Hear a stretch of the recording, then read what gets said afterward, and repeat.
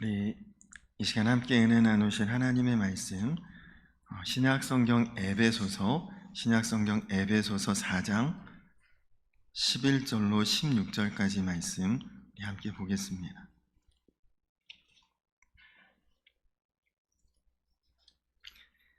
신약성경 에베소서 4장 11절에서 16절까지 말씀입니다. 신약성경의 313면 부분을 찾아보시면 될 것 같습니다.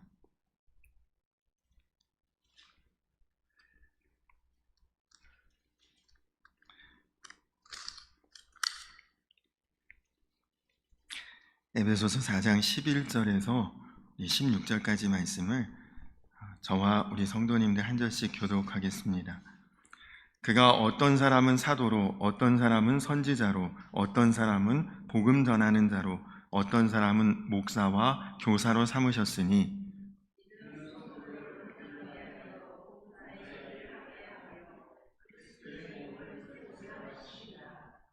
우리가 다 하나님의 아들을 믿는 것과 아는 일에 하나가 되어 온전한 사람을 이루어 그리스도의 장성한 분량이 충만한 데까지 이르리니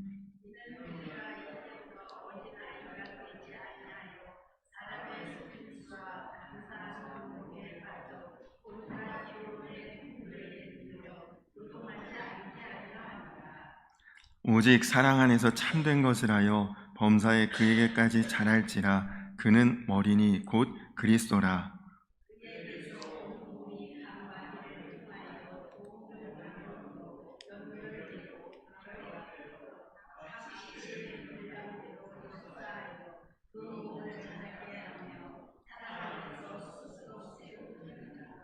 아멘. 할렐루야. 오늘도 변함없으신 하나님의 크신 은혜와 성령의 충만함이 예배하는 우리 성도님들 모두에게 한량없이 임하는 놀라운 시간이 되기를 주님의 이름으로 축원합니다. 이 수요 예배는 우리가 주보에 나와 있는 매일 성경 읽기 통독하는 그 본문 중에서 이제 은혜 받은 부분을 말씀으로 함께 이렇게 나누고 있는데, 지난 수요 예배를 웨슬리 회심 기념 연합성회에 참석하느라 교회에서 예배를 드리지 못하고 그 기간 중에 구약의 에스더 말씀과 신약의 갈라디아서 말씀을 통독을 이미 하고 지나가 버렸습니다. 다음 기회에 에스더와 갈라디아서 말씀으로 함께 은혜를 나눌 기회가 있으리라 기대하고, 오늘은 에베소서 말씀으로 은혜를 함께 나누도록 하겠습니다. 에베소서는 분량이 많지는 않습니다. 총 6장밖에 되지 않는 그런 성경인데 내용은 굉장히 놀라운 내용입니다. 에베소서는 사도 바울이 감옥에 있을 때 쓴 편지, 곧 옥중서신이죠. 그렇지만 이 에베소서 속에는 하나님께서 말할 수 없는 하나님의 은혜와 영광을 교회와 성도에게 나타내시고 보이신 그 내용을 우리에게 전하고 있습니다. 이 에베소서는 그 제목처럼 에베소 교회에 보낸 사도 바울의 편지인데, 사도 바울은 감옥에 있으면서 에베소 교회를 위해서 아마 굉장히 간절히 기도했을 것입니다. 당시에 이 에베소 교회는 너무나 연약하고 너무나 보잘것없는 아주 초라한 교회였습니다. 우리가 혹시나 이제 여러분 기회가 돼서 성지순례를 가시게 된다면 이제 이 에베소라고 하는 지역을 보통은 성지순례 코스에 다 가게 되어 있습니다. 이 에베소라고 하는 지역이 얼마나 대단한 지역이었느냐, 로마 시대의 3대 도시 중에 하나가 이 에베소라고 하는 도시였습니다. 지금도 에베소에 가면 로마 시대의 그 유적만 남아있죠. 흔적만 남아있고, 그때 당시에 그런 화려했던 것들은 다 이제는 무너지고 자취는 사라졌지만 그 남아있는 흔적만으로도 대단했구나, 엄청난 도시였구나, 그것이 느껴질 정도로 그런 아주 규모 있고 엄청난 도시가 이 에베소였습니다. 에베소는 아주 상공업이 발달한 당시 항구 도시였는데 정말 많은 사람들이 모여서 아주 부와 그리고 향락과 여러 가지 그런 문화가 발달했던 그런 도시였습니다. 그 사람들은 풍요롭기는 하지만 정신은 병들어 있는 그런 도시였는데요. 반면에 에베소에 있는 교회는 어떤 변변한 건물조차도 없었고, 그리고 교회에 어떤 든든한 목회자가 있는 것도 아니었습니다. 성도들은 이제 막 세워진 교회에 이제 막 복음을 듣고 몰려든 다 초신자요 새신자들이요. 조금이라도 먼저 교회에 나온 사람들이 앞장서서 교회를 이끌어가야 돼요. 우리 교회로 치면 여기에도 우리 장로님들도 계시고 권사님들도 계시고 한데, 교회의 제일 어른이 직분이 없는 평신도 그냥 성도였습니다. 그리고 교회 안에는 유대인들도 있었고 이방인들도 있었고, 그러니 교회가 다 이렇게 완전히 하나 되기도 쉽지 않은 그런 교회였죠. 근데 그때 사도 바울은 감옥에 갇혀 있었는데 에베소 교회를 생각하면 불안불안한 것. 야, 교회가 세워진 지 얼마 되지도 않았는데 목회자도 없는 교회에 성도들도 믿음이 기둥같이 든든하고 굳건한 그런 사람이 있는 것도 아니고, 그러니 이 교회를 위해 감옥에서 사도 바울이 기도하지 않을 수가 없었죠.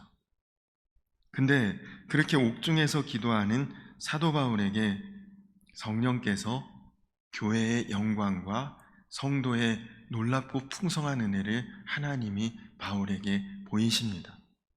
바울은 그때 그 하나님의 음성을 듣고 그리고 환상을 보면서 마음이 뜨거웠고 너무나 감격스러웠고, 그래서 에베소 교회에 보낸 편지가 우리가 보는 이 성경의 에베소서입니다. 교회의 영광이 이렇게 대단한 것인가? 성도가 된다는 것이 얼마나 놀라운 일인가? 여러분, 사실 로마 시대에 교인이 된다는 것, 성도가 된다는 것, 그것은 죽을 수도 있는 상황이 온다는 것을 무릅쓰고 교회에 나가는 것이고, 그리고 신자가 되는 것입니다. 그러나 겉으로 볼 때는 이렇게 연약하고 이렇게 초라하고 이렇게 보잘것없는 교회이고 그리고 성도이지만 하나님께서 교회에 주시는 영광이 놀라운 것이다. 하나님께서 성도들에게 주시는 은혜와 축복이 정말 대단한 것이다. 사도 바울이 그 내용을 에베소서에 지금 기록해서 편지로 보냈던 것이죠. 그리고 바울의 편지를 받아본 교회와 성도들은 그 바울의 편지를 통해 위로도 받고 또 충격도 받고 마음에 감격했던 것입니다. 그렇구나. 눈에 보이는 교회는 보잘것없지만 하나님이 우리 교회를 영광스럽게 바라보시는구나. 우리의 신앙생활이 지금은 어렵고 힘들지만 하나님이 우리를 택하신 그 은혜와 축복은 놀라운 것이구나. 에베소서를 읽으면서 당시의 그 교회와 성도들이 얼마나 큰 위로와 충만한 은혜를 받았는지 모릅니다. 그래서 여러분이 에베소서는 전부 6장밖에 되지 않지만 그 안에 영광이라는 단어가 8번, 풍성함이란 단어가 5번, 충만함이란 단어가 7번 나옵니다. 당시 교회와 성도들이 이 말씀을 통해 큰 위로와 도전과 힘을 얻었다는 것이죠. 솔직히 지금 우리나라 이 한국 교회가 지난 아주 몇 년 동안 그 코로나를 지나면서 사실 교회를 향한 성도들의 마음이 많이 무너져 있기도 하고 약해져 있기도 하고 위축되어 있기도 합니다. 지금 한국 교회 안에서 영광이라는 말을 사실은 별로 이렇게 듣기도 어렵고 말하는 사람도 많지 않습니다. 그러나 여러분들, 우리 성도님들께 부탁드리기는 여러분 정말 매일 성경 읽기 본문을 따라서 한번 여러분들도 성경을 통독해 보시고 그 중에서도 이 에베소서를 읽으면서 하나님이 교회를 향해 어떤 계획이 있고 성도들을 향해 어떤 은혜를 이루어 주시는가를 우리가 말씀을 통해 꼭 보시고 그리고 은혜 받게 되시기 바랍니다. 제가 전에 섬기던 교회에서 한 청년과 이제 상담을 하는데 자매예요. 여자 청년인데 그 자매의 어머니가 당시 그 섬기던 교회에 아주 믿음이 돈독하고 신실하신 권사님이신데 그 자매가 교제하는 이제 남자 친구가 있었거든요. 그도 교회에 잘 안 나오고 남자친구도 교회를 안 다녔어요. 근데 그 어머니 권사님이 너 교회 청년부에 등록하고 교회 나가지 않는 한은 결혼 승낙 못한다. 그 조건 때문에 결혼 허락받기 위해 어쩔 수 없이 이제 교회 나와 억지로 이제 교회를 등록한 거죠. 근데 저를 찾아왔어요. 목사님, 저 솔직히 하나님 안 믿어져요. 억지로 나오고 있는데 뭐 내가 하나님이 계신 게 안 믿어지는데 저 어떡합니까? 근데 그의 그 답답함을 저도 충분히 이해가 되더라고요. 하나님이 보이는 것도 아니고 하나님의 어떤 음성이 들리는 것도 아니고 억지로 어떻게 믿어지겠습니까? 그래서 제가 그 자매에게 호기심으로 하나님을 믿으려 하면 끝까지 믿을 수 없지만 갈급함으로 하나님을 찾으면 믿게 될 때가 분명히 옵니다. 그렇게 이제 이야기를 해주었던 생각이 납니다.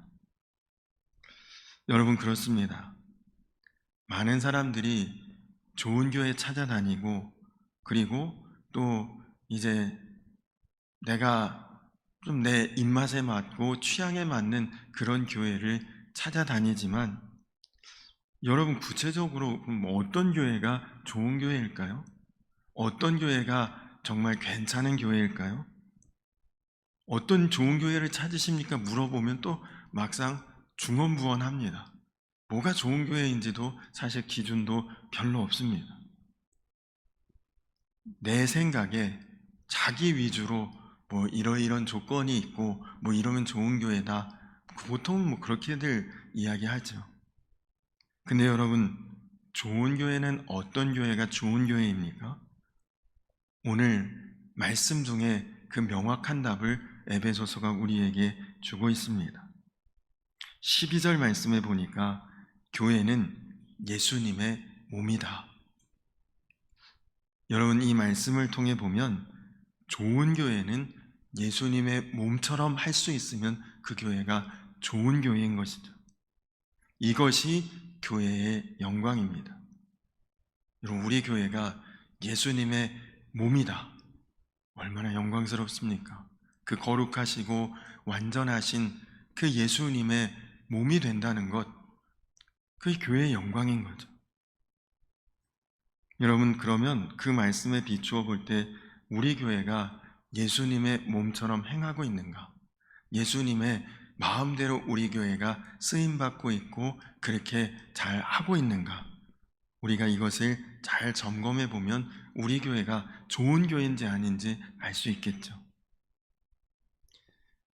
여러분, 예수님의 몸인 교회가 세워지려면 무엇보다 중요한 것은 예수님 마음으로 행하는 그런 성도들이 교회의 구성원이 되어야 한다는 것입니다. 여러분, 내 몸도 내 마음대로 움직이려면 세포 하나하나가 내 뜻대로, 생각대로, 마음대로 움직여져야 건강한 몸 아닙니까? 마찬가지죠. 우리 교회를 이루고 있는, 구성하고 있는 성도들이 예수님처럼 말하고 예수님처럼 생각하고 예수님처럼 행할 때 그 교회가 예수님의 몸된 교회인 것이죠. 11절과 12절에 보면 그래서 하나님께서 교회에 사도, 선지자, 복음전도자, 목회자, 교사를 세우셨다고 말씀하고 있습니다. 여러분 각각의 명칭과 그 기능이 행하는 일이 다 다르죠. 사도는 교회를 세우는 사람입니다.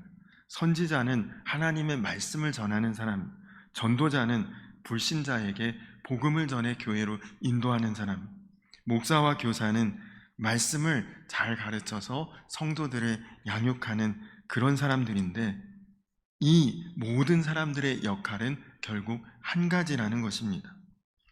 우리 12절을 한번 같이 읽어볼까요?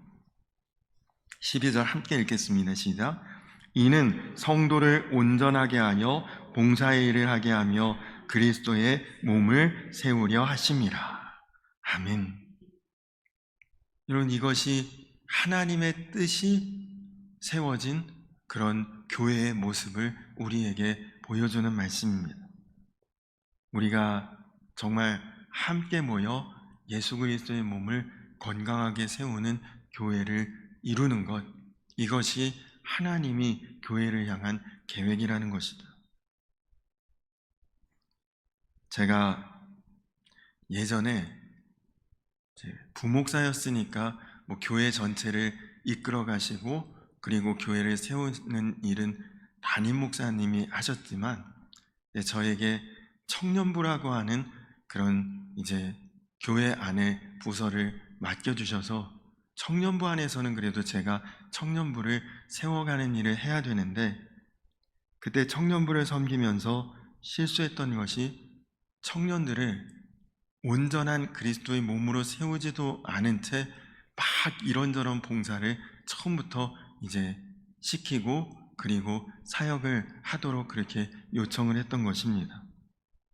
근데 여러분, 그 중에 이미 영적인 토대가 잘 갖추어지고 그리고 헌신적인 마음이 있는 그런 청년들은 사명을 잘 감당해내고 그리고 하나님의 일들을 기쁨으로 잘 해냈는데, 근데 영적으로 충만하지 못하고 그리고 뭔가 마음만 앞섰던 그런 청년들은 어느 정도 시간이 지나니까, 목사님 저 지쳤어요, 저 힘들어요, 이번에는 저 리더 못하겠어요, 이렇게 이야기하는 친구들이 생겨나는 것을 보았습니다.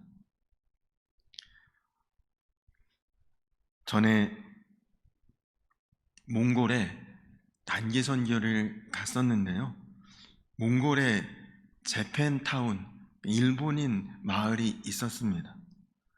굉장히 몽골 안에서도 깔끔하게 정돈되어 있고 아주 동네가 뭔가 깔끔하고 그렇게 정비되어 있는 그런 곳이었습니다. 근데 여러분, 몽골에는 차이나타운, 중국인들 모여 사는 마을도 있고, 러시아타운, 러시아인들 모여 사는 마을도 있고, 그리고 이 재팬타운, 일본인들 모여서 지내는 마을도 있었는데, 몽골은 내륙 국가입니다. 러시아와 중국 틈바구니에 끼어 있는 나라인데, 거의 몽골 역사에 지진이라는 것이 일어난 적이 거의 없었대요. 그냥 어떤 대륙의 한가운데 있는 그런 나라니까 주변에도 지진이 별로 없고, 더더군다나 몽골에는 지진이 일어난 적이 거의 없는데, 근데 어느 해인가 한번 굉장히 큰 지진이 몽골을 강타했다고 합니다. 근데 여러분, 그 몽골이 지진이 없는 나라니까 사실 지금 이렇게 가봐도 허술합니다. 건물이라는 게 굉장히 아주 허술하고 그리고 딱 봐도 약해 보여요. 그런데 지진이 났으니까 사정없이 건물들이 무너지고 아주 피해가 크고 한데, 놀랍게도 일본 재팬타운, 일본인 사는 동네는 멀쩡했다고 합니다. 그 지진 중에. 사실 몽골에는 지진이 거의 없으니까 대부분 별로 이렇게 건축하는데 많이 이렇게 튼튼하게 건물들을 잘 안 지었던 거죠. 내진 설계 이런 게 전혀 없습니다. 근데 일본 사람들은 일본인 마을을 세울 때 기초공사만 2년을 했다고 합니다. 그리고 돈도 많이 들어가고 시간도 오래 걸리고, 처음에는 몽골 사람, 중국 사람, 러시아 사람들이 다 비웃었대요. 아니 무슨 지진도 안 나는 나라에서 저렇게 기초공사만 2년 걸리고 돈 많이 들여 건물을 짓나?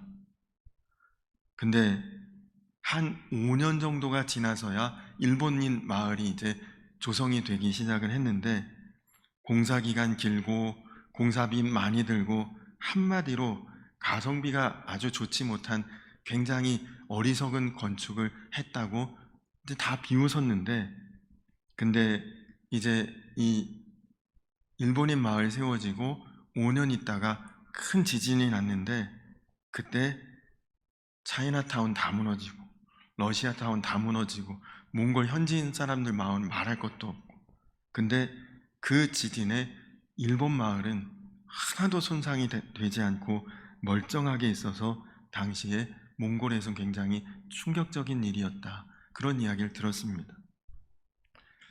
여러분, 교회도 마찬가지입니다. 교회도 기초가 굉장히 중요합니다. 예수님께서 설계하신 대로 세워져야 온전한 교회가 되는 것이죠.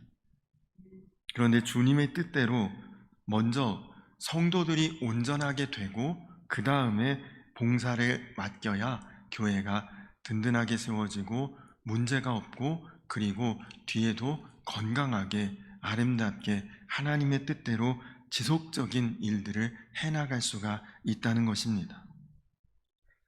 자, 근데 여러분, 지금 여기 신앙생활 20년, 30년 평생 신앙생활 하신 분들도 계시죠. 또 혹은 뭐 이제 교회 나온 지 얼마 안 된 분들도 계시고, 혹은 교회에는 나오셨으나 신앙생활의 연수는 길지만 그다지 뭐 이렇게 마음 다해 힘을 다해 신앙에 그런 열심을 내지 못했던 그런 분들도 계실 수 있습니다. 자, 그러면 우리 중에 나는 온전합니다라고 말하실 수 있는 분 있나요? 나는 하나님 보실 때 온전한 사람입니다. 성도를 온전하게 하고 그 다음에 봉사의 일을 맡기라고 했는데, 나 온전하다라고 감히 말할 수 있는 분 있나요? 아무도 우리가 하나님 앞에 부름받을 때까지 나 온전합니다, 그렇게 말할 사람이 사실은 없는 게 문제 아닙니까? 온전한 이후에 봉사를 할 수가 있는데, 그럼 어느 세월에 누가 온전하게 돼서 하나님의 일을 맡을 수 있는 봉사의 사명을 할 수 있느냐 말이죠.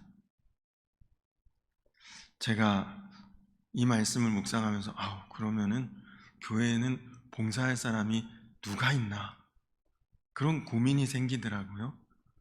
그러면서 기도하는데 하나님께서 저에게 깨닫게 하신 말씀이 있습니다. 온전하다는 것은 완벽하다는 뜻이 아니라는 것입니다. 우리가 완벽해진 다음에 봉사를 할 수 있게 된다면 아무도 하나님의 일에 봉사할 사람은 없는 거죠. 누가 감히 하나님 앞에 나 완벽해요 라고 말할 수 있겠습니까? 그러면 온전함이라는 것이 무엇입니까? 우리 13절 한번 같이 읽어볼까요? 13절 같이 한번 읽겠습니다. 시작. 우리가 다 하나님의 아들의 믿는 것과 아는 일에 하나가 되어 온전한 사람을 이루어 그리스도의 장성한 분량이 충만한 데까지 이루리니. 아멘. 여기에 온전한 것이 무엇인지 우리에게 가르쳐주고 있습니다.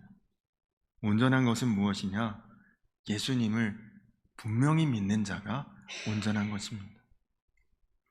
예수님을 온전히 믿는 자, 예수님과 함께 내가 십자가에서 죽고 부활하신 예수님과 함께 내가 다시 살고, 그래서 예수님 내 안에 거하심을 마음에 믿고, 그리고 예수님 의지하며 행할 수 있는 마음을 가진 자면 그가 온전한 자라는 것이죠. 여러분, 그렇다면 이 온전한 자는 어떤 특별한 누군가가 아닙니다.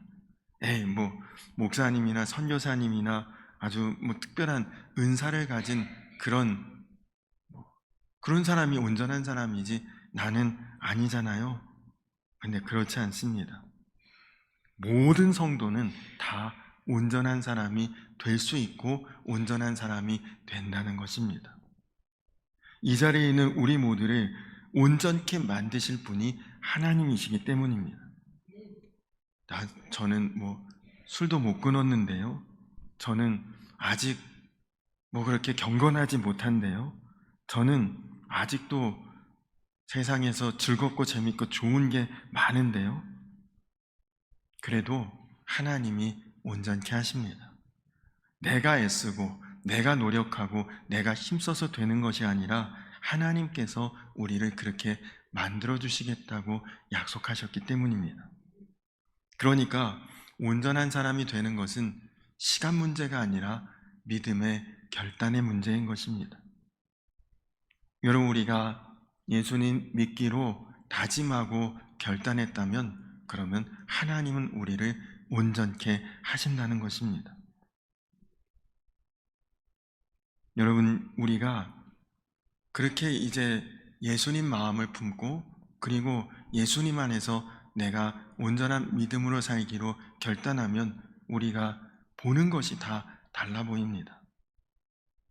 설교 시간에 막 아기가 울고 그 아기를 달래는 아기 엄마를 볼 때 이전에는 좀 애 좀 빨리 데리고 나가든지 딴 데 가서 좀 예배 드리지 시끄럽게 저렇게 하네, 그런 마음으로 그런 눈으로 보았다면 내가 온전한 사람이 되고 예수님의 마음으로 보게 되면 그렇게 우는 아기를 달래지 못해 힘들어하는 엄마를 향해 가서 내가 아기를 받아 안는 사람이 된다든지 아니면 가지고 있는 사탕이라도 하나 아기에게 쥐어주면서 괜찮다고 말해줄 수 있는 그런 사람으로 바뀌어 가는 것입니다. 내가 전에는 화내는 사람이 됐지만 이제는 긍휼한 마음으로 보는 사람이 되는 거죠. 전에는 그 사람 무시했는데 이제는 예수님의 마음으로 그를 보면 마음이 기뻐지는 것입니다. 그래서 교회는 사랑 안에 하나 되고 주님의 아름다운 몸을 세워가게 되는 것이죠. 여러분, 제가 아까 그 청년들과 사역하면서 목사님 힘들어요, 어려워요, 저 이번에는 리더 못하겠어요, 그런 청년들이 있다는 말씀을 드렸죠.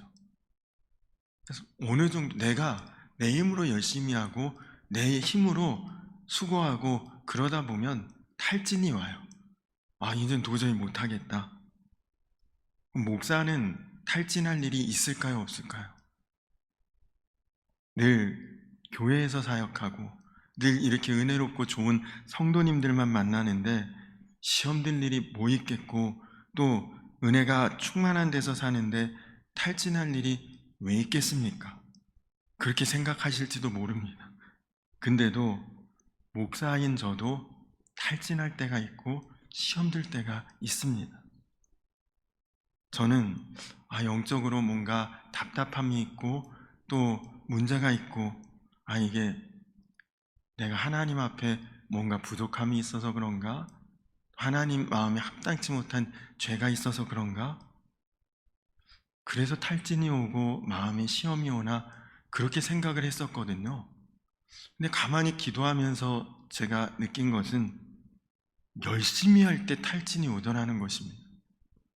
열심히 하는데 오히려 마음에 더 지치고 탈진이 오고 시험이 들 때가 있더라는 거죠. 그러다 보니까 가만히 보니 사역자들이 방탕한 세상에서 시험 들고 쓰러지는 일보다도 오히려 의욕과 열정을 가지고 주의 일을 하다가 마음에 시험 들고 쓰러지는 경우가 많다는 것을 보게 되었습니다. 열심히 사명 감당하고 열심히 주의 일 하는데 왜 시험에 들고 탈진이 올까? 제가 가만히 저 자신을 생각해 보니까 주님과 함께하는 시간이 더 적어지고 있더라고요. 일은 많아지고 사역이 바빠지면 이거 성령께서 부흥을 주시나 보다 그렇게 잘못 생각하는 때가 많습니다. 근데 오히려 주님과 영적으로 교제하며 보내는 시간이 더 줄어들고 있다는 것을 깨닫게 된 거죠. 예수님과 충분한 시간을 갖지 못한 채 열심과 열정만 가지고 뛰어다니면 반드시 영적으로 메마르고 고갈되고 그리고 시험에 드는 일이 생겨나더라는 것입니다. 그래서 제가 힘들 때 어려울 때마다 붙잡고 기도하는 말씀이 있습니다. 요한복음 15장 4절 말씀. 내 안에 거하라 나도 너희 안에 거하리라. 나는 포도나무요 너희는 가지라. 그가 내 안에 내가 그 안에 거하면 그는 열매를 많이 맺나니 나를 떠나서는 너희가 아무것도 할 수 없습니다. 여러분, 우리가 영적으로 지치지 않고 영적으로 항상 힘이 있고 넘쳐나는 사람이 되는 길은 하나밖에 없습니다. 예수님 안에 거하는 것이죠. 처치 온 더 웨이라는 교회를 섬기시는 잭 헤이포드 목사님이 예수님을 위해서 일하는 봉사자는 참 많은데 예수님과 함께 행하는 봉사자가 너무 적다. 그런 말씀을 하셨습니다. 여러분, 봉사자는 하나님을 위해서 하는 것도 아니고 교회를 위해서 하는 것도 아니고 오직 하나님께서 우리를 통해 하나님의 일을 하실 수 있도록 부름받은 사명자라는 것입니다. 그러니 여러분, 혹시나 우리가 교회에서 뭐 청소를 하든 뭐 여러 가지 일들을 할 때 아우 빨리빨리 일해, 가만히 있지 말고 너도 좀 해, 그렇게 함부로 말하면 안 됩니다. 준비도 안 됐는데 덮어놓고 열심히만 하라고 하면 그러면 분명히 시험 들고 지치고 탈진하고 난 못하겠어요 그런 때가 분명히 오거든요. 그럼 뭐라고 해야 합니까? 주님 안에 거하기부터 그렇게 시작하라고 말해줘요. 주님과 시간을 많이 가져라. 더 기도하고 말씀 보고 주님과 그 마음이 교통할 때까지 사실은 일 안 해도 돼요. 그것이 온전케 되는 것입니다. 하나님께서 나를 통해 일하시는 것이 중요하지 내가 주님을 위해 일한다고 뛰어다니는 것, 그것은 어느 정도 가면 한계가 옵니다. 그래서 우리는 주님과 먼저 깊이 하나 되는 시간을 갖고 그 다음에 온전한 주님의 일들을 행하는 자가 되어야 하는 것입니다. 여러분, 능력, 실력 그런 건 별로 중요하지 않습니다. 성경의 사도행전을 보면 너무나 분명하게 나오죠. 사도 바울이 선교 여행을 다니면서 어디에 교회를 개척해서 세우고 떠납니다. 근데 그 교회가 무슨 몇 년 동안 사도 바울이 목회해서 탄탄히 세워진 다음에 떠나지 않았거든요. 어떤 데 데살로니가 같은 데선 3주 동안 복음 전하고 교회를 세운 뒤에 바로 떠나지 않습니까? 성경책도 없었어요. 신학교도 없었습니다. 사역자들도 없이 3주 만에 교회 세워놓고 떠났는데 근데도 그 교회가 주 안에서 든든하게 세워지고 순교자도 나오고 놀라운 역사를 이루게 됩니다. 예수님이 다 책임지고 하셨기 때문입니다. 여러분, 이 비밀을 깨닫고 나면 눈으로 볼 때 연약해 보이고 눈으로 볼 때 별로 별 볼 일 없어 보여도 사실은 그것은 중요한 것이 아닙니다. 오히려 내가 아니라 주님께서 주의 이름으로 주의 능력으로 행하는 것, 그것이 오히려 놀라운 교회의 영광이요 성도의 은혜가 되기 때문입니다. 중요한 것은 교회든 성도든 주님과의 관계가 어떠한지, 그것이 가장 중요한 것입니다.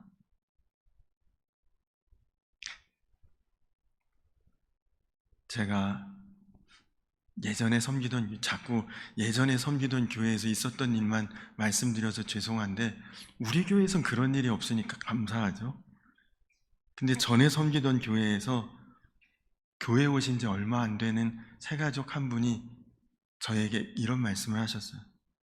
목사님, 제발 식당에서 밥 먹으면서 성도님들이 남의 흉보지 말고 교회 욕 좀 하지 말라고 해주세요. 애들 보기 민망해요. 이제 전에 교회에 섬기던 교회는 이제 큰 교회였으니까 식당도 크고 성도들이 서로도 잘 모르는 경우도 많거든. 이제 친한 분들끼리 앉아서 밥 먹으면서 아우 누구 이렇더라고 막 이런 얘기 좀 편하게 막 하고 그러실 때도 있었거든요.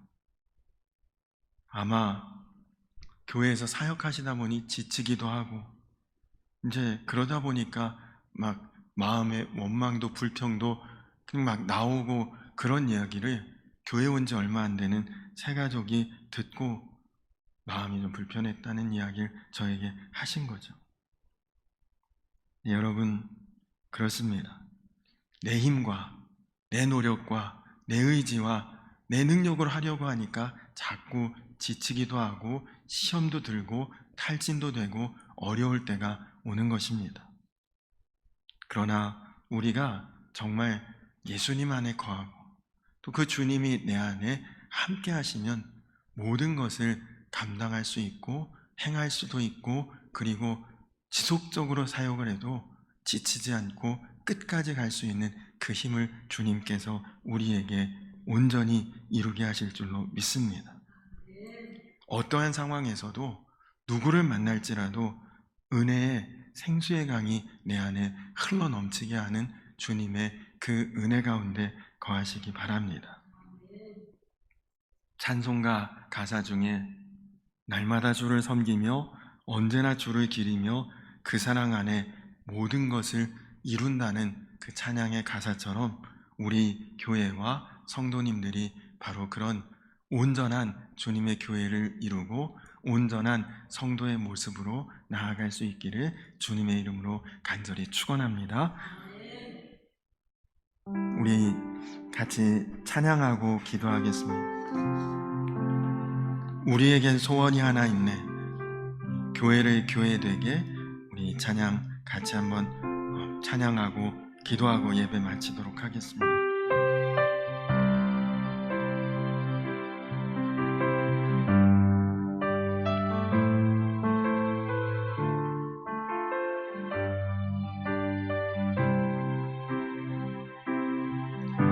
우리에겐 소원이 하나 있네.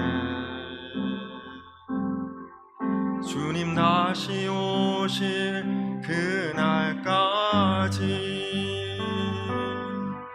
우리 가슴에 새긴 주의 십자가 살아 나의 교회를 사랑케 하네. 주의 교회를 향한 우리 마음 희생과 포기와 가난과 고난 하물며 죽음조차 우릴 막을 수 없네. 우리 교회는 이 땅의 희망. 교회를 교회되게 예배를 예배되게 우릴 사용하소서. 진정한 부흥의 날 오늘 임하도록 우릴 사용하소서. 교회를 교회되게 교회를 교회되게 예배를 예배되게 우릴 사용하소서. 진정한 부흥의 날 오늘 임하도록 우릴 사용하소서. 우리 이 시간 다 같이 기도하겠습니다. 우리 다 같이 기도할 때 우리 교회가 정말 예수님의 몸된 교회로 설 수 있도록 또 우리 성도님들이 그리스도 안에서 온전함을 이루어갈 수 있도록 그래서 우리가 정말 주 안에서 중간에 지치고 탈진하고 시험 들고 주저앉고 우리 입에서 불평과 낙심과 원망의 말이 나오는 것이 아니라 내가 주님 안에 거하고 주님이 내 안에 거하심으로 우리가 환경 보지 않고 또 사람 보지 않고 언제나 주님의 몸된 교회 안에서 모든 것들을 기쁨으로 은혜로 충만함으로 교회의 영광을 바라보며 중간에 멈추지 않고 끝까지 달려갈 수 있는 그런 온전함을 이루는 교회와 성도의 삶을 하나님 허락하여 주시옵소서. 우리 이 시간 나같이 기도하시고, 그리고 이제 내일 모레 금요 기도회가 있습니다. 우리 금요 기도회도 정말 성도들이 뜨겁게 모여서 뜨겁게 부르짖으며 하나님 앞에, 사실 우리가 한 달에 한 번밖에 모이지 못하는 것도 아쉬운데 그 한 번을 정말 주님 안에서 갈급함으로 사모함으로 모여서 정말 기도회가 하나님 앞에 우리의 마음을 다하고 뜻을 다하는 은혜롭고 그리고 뜨거운 그런 기도회가 될 수 있도록 기도해 주시고, 그리고 우리 6월의 기도 제목 중에 3번 기도 제목이 있습니다. 드려지는 모든 예배에 성도들의 관심과 참여가 많아지고 더욱 예수님의 마음을 품고 예수님을 닮아가는 성도의 삶이 되게 하여 주옵소서. 우리 다 같이 주여 한번 부르고 기도하겠습니다. 주여! 좋으신 아버지 하나님 감사합니다. 하나님, 우리로 아름다운 성전 주시고 은혜로운 성도들이 모여서 하나님 주님의 몸된 교회를 세워갈 수 있도록 인도하여 주시니 감사합니다. 주님, 그렇습니다. 사람의 마음과 열정과 생각만 가지고 우리가 행할 때에는 분명히 지칠 때가 옵니다. 또 마음에 낙심될 때가 옵니다. 환경과 사람 보고 일하려고 하니 하나님 때로는 탈진할 때도 있고 우리 입술에서 원망과 불평이 나올 때도 있습니다. 그러나 주님, 오늘 주님께서 우리로 정말 교회의 영광을 보여주시고 성도의 온전함을 이루게 하시겠다 약속하셨습니다. 주님, 내가 주님 안에 거하고 주님이 내 안에 거하시면 주님, 우리가 중간에 지치지 않고 또 포기하지 않고 낙심하고 주저앉지 않고 끝까지 주의 영광을 향해 나아갈 수 있는 온전한 그리스도인들로 또 온전한 주님의 몸된 교회를 세워갈 수 있게 될 줄로 믿사오니 주님, 우리가 그 마음의 결단을 가지고 온전히 갈 수 있도록 주님 인도하여 주시옵소서. 주님, 또 이제 금요 성령 기도회가 있습니다. 하나님, 한 달에 한 번 주님 앞에 정말 마음을 다해 뜻을 다해 마음껏 부르짖어 기도할 수 있는 귀한 한 날, 주님, 우리가 다른 것보다 주의 제단에 몸된 교회에 마음과 뜻을 두고 하나님 나와 주님과 기도로 교통하는 시간 되게 하여 주시옵소서. 주님, 교회 안에 모든 예배를 우리 성도님들이 관심을 가지고 참여하며 또 그 안에서 주의 임재함을 느끼게 하시고 더욱 예수님 마음을 품을 수 있고 더욱 예수님을 닮아가는 삶의 모든 부분이 되게 하여 주시옵소서.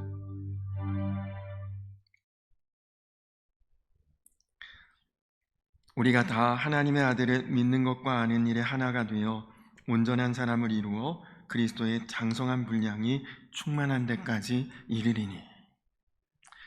주님, 그렇습니다. 우리 교회는 주님의 몸된 교회임을 믿습니다.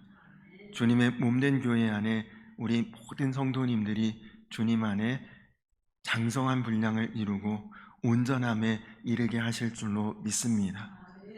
주님, 우리가 내 힘과 내 능력과 내 의지와 내 마음만 가지고 행할 때에는 한계가 있고 어느 정도 가다가 지칠 때 있고 탈진할 때 있고 마음에 시험이 올 때도 분명히 있을 텐데 주님, 이제는 정말 마음을 다하고 뜻을 다하고 힘을 다하고 내 안에 주님 계시고 나도 주님 안에 거하는 자로 온전함을 이루어 교회의 영광을 세워갈 수 있는 우리 모두가 다 되게 하여 주시옵소서. 주님, 그래서 정말 우리 교회가 늘 사랑으로 하나 되고 주 안에서 은혜롭고 생수의 강이 충만하게 넘쳐 흐르는 우리 교회가 되게 하여 주시옵소서. 금요 성령 기도회 때 또 이제 주님 앞에 우리가 마음 다해 부르짖어 기도하고 주님과 기도하는 중에 교통할 수 있는 놀라운 은혜의 시간, 주의 임재함으로 충만한 그런 시간이 되게 하여 주시옵소서. 교회 안에 드려지는 모든 예배에 우리 성도님들이 관심과 참여를 더욱 힘써 행할 수 있도록 인도하시고, 그래서 우리가 예수님 마음 품게 하시고 예수님 모습 닮아가는 그런 교회와 성도들이 다 되게 하여 주시옵소서. 감사드리며 예수님의 이름 받들어 간절히 기도드렸습니다. 아멘. 하늘에 계신 우리 아버지여, 이름이 거룩히 여김을 받으시오며 나라의 임하옵시며 뜻이 하늘에서 이룬 것 같이 땅에서도 이루어지이다. 오늘날 우리에게 일용할 양식을 주옵시고 우리가 우리에게 죄 지은 자를 사하여 준 것 같이 우리 죄를 사하여 주옵시고 우리를 시험에 들게 하지 마옵시고 다만 악에서 구하옵소서. 대개 나라와 권세와 영광이 아버지께 영원히 싸움나이다. 아멘.